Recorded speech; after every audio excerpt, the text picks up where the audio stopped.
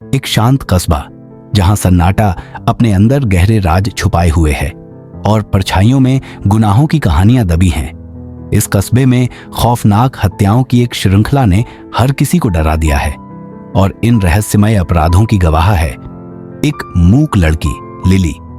Lily अपने शब्दों से नहीं बल्कि अपनी अद्भुत पेंटिंग्स से सच को सामने लाती है। लेकिन क्या एक बच्चे की ये पेंटिंग्स सचमुच हत्यारे का चेहरा उजागर कर पाएंगी? जासूस मार्क के साथ इस रहस्यमय सफर पर चले, जहां हर कदम उसे कस्बे के अतीत के छिपे हुए अंधकार और एक डरावनी सच्चाई के करीब ले जाता है। यह सिर्फ एक मर्डर मिस्ट्री नहीं बल्कि डर, हिम्मत और उन राजों की कहानी है जो हमें बांधे रखते हैं। सच को उजागर करने के इस रोमांचक सफर के लिए अभी सब्सक्राइब करें। एक शांत और दूर दराज बसे कस्बे में सब कुछ सामान्य लग रहा था, जब तक कि वहां एक के बाद एक भयावह हत्याओं की श्रृंखला ने सबको हिलाकर नहीं रख दिया। हर हत्या पहले से ज्यादा खौफनाक और अजीब तरीके से की जा रही थी। लोग डर से घरों में बंद हो गए थे, लेकिन हत्यारे का कोई सुराग नहीं मिल रहा था। इन अपराधों की एकमात्र गवाह थी एक मूक और विशेष लड़की। लिली बोल नहीं सकती थी, लेकिन उसकी पेंटिंग्स में एक असाधारण प्रतिभा थी। वह अपनी कल्पना और याददाश्त को इतनी बारीकी से चित्रों में उकेरती थी कि हर पेंटिंग एक कहानी कहती थी। लिली की इस खासियत ने उसकी मासूमियत को रहस्यमय बना दिया था।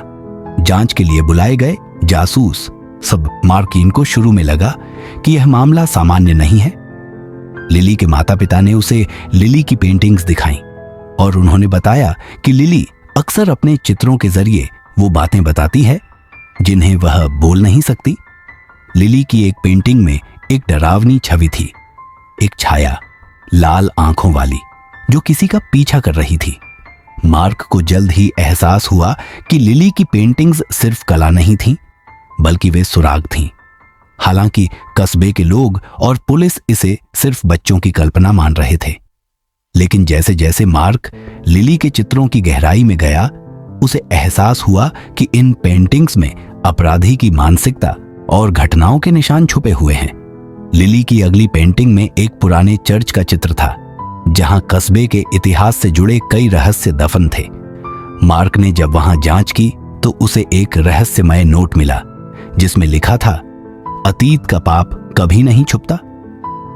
मार्क को पता चला कि ये हत्याएं केवल वर्तमान की घटनाएं नहीं थीं, बल्कि इनका गहरा संबंध कस्बे के अतीत से था।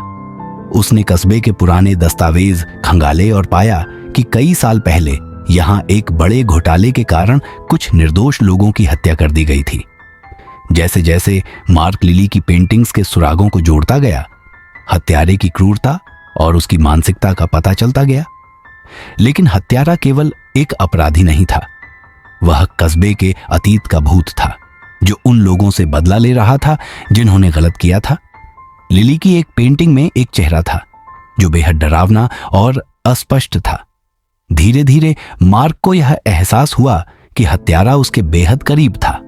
कस्बे के लोगों में डर का माहौल बढ़ता गया और हर कोई एक दूसरे पर शक करने लगा। मार्क पर दबाव बढ़ता जा रहा था, समय निकलता जा रहा था और हत्यारा अपनी अगली चाल के लिए तैयार था। एक भयंकर तूफान की रात लिली ने अपनी सबसे डरावनी पेंटिंग बनाई। उसमें एक आदमी का चेहरा था जो काले साए के बीच खड़ा था। उस पेंटिंग ने मार्क को हत्यारे का ठिकाना बता दिया। मार्क ने अकेले ही उस जगह का रुख किया। वह एक सुनसान हवेली थी जो अब खंडहर में तब्दील हो चुकी थी। वहां उसकी मुठभेड़ हत्यारे से हुई।